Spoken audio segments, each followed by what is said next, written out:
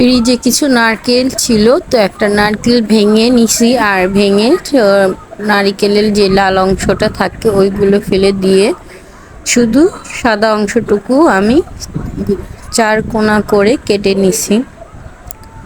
তো আজকে বানাবো হচ্ছে নারিকেলের চিড়া।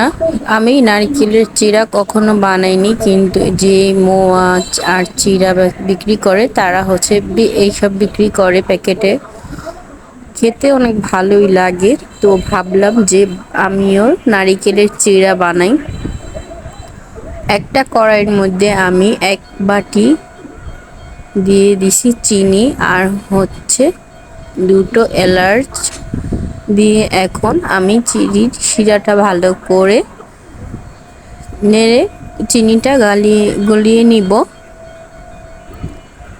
আর আমি পরে আরেকটু চিনি মিক্স করে দিয়েছি, পরে আমার চিনি কম মনে হইতেছিল, এই জন্য চিনিটা বলকার চলে আসছে। তারপরে আমি 1 চিমটি লবণ দিয়ে দিলাম।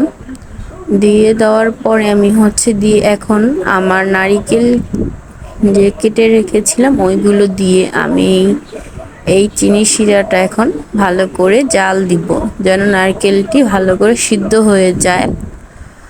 তো অনেকে সাদা চিড়া বানায়, অনেকে লাল বানায়, তো আমি লালটা বানাবো। সাদাটা থেকে আমার লালটা কেন জানি মনে হলো বেশি ভালো হবে। এই তো জাল দিতে দিতে চুলার আঁচটা আমি একটু কমিয়ে মিডিয়ামে দিয়ে দিছি। চিনির শিরাটাও এখন হচ্ছে ঘন হয়ে গেছে। যারা সাদা খেতে চায় তারা এই পর্যায়ে নামিয়ে দিলে বা চুলাটা নিভিয়ে দিলে আস্তে আস্তে নাড়তে থাকলে সাদাই থাকবে, লাল হবে না। তো আমি যেহেতু লাল করব, তো আমি এখনো চুলা থেকে নামাইনি। এই তো আস্তে আস্তে চিনিগুলো একদম শুকিয়ে আসছে। এই পর্যায়ে নামিয়ে দিলেও চিনি নারকেলগুলো সাদা থাকবে। যারা লাল পছন্দ করে তারা একটু পরে চুলা থেকে নামালে চিড়াগুলো লাল মানে খয়েরি কালার যেটা হয় ওইটা হবে। আমি এখনো চুলার জাল নিভাইনি। অনেকে অনেকভাবে এই চিড়াগুলো কাটে, যে কখনো লম্বাটে করে কাটে, কেউ একদম ছোট ছোট করে কাটে, আবার কেউ একটু মিডিয়াম হাতের করের সমান লম্বাটে করে কাটে, অনেক ডিজাইনের কাটে। তো এটা যার ইচ্ছা। এইটা বানানো একদম সহজ আর খেতেও কিন্তু অনেক ভালো লাগে।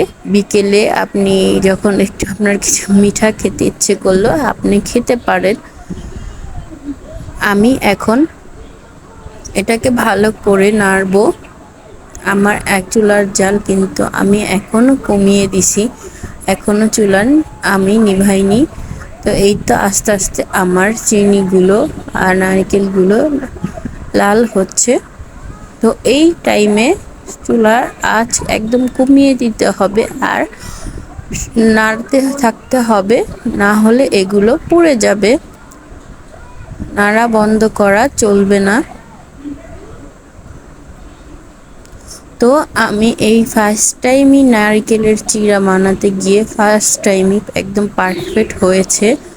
তো এই পর্যায়ে আমি চুলাটা নামিয়ে নিব, না হলে বেশি পুড়ে গেলে তিতা লাগবে। যখন এইগুলো ঠান্ডা হয়ে যাবে, এই তো ঠান্ডা হয়ে যাওয়ার পরে একদম ঝরঝরে হয়ে গেছে। তো যারা চিনি অপছন্দ করে তারা একটা চালনির মধ্যে নিয়ে চিনিগুলো চেলে নিতে পারেন, আর চিনির সাথে থাকলেও অনেক ভালো লাগে। তো এই ছিল আমার আজকের নারিকেলের চিড়া বানানোর ভিডিও। তো আপনাদের যদি ভালো লেগে থাকে তো প্লিজ আমার পেজটা ফলো করে দিবেন আর আমার ইউটিউব চ্যানেলটা সাবস্ক্রাইব করে দিবেন। আল্লাহ হাফেজ।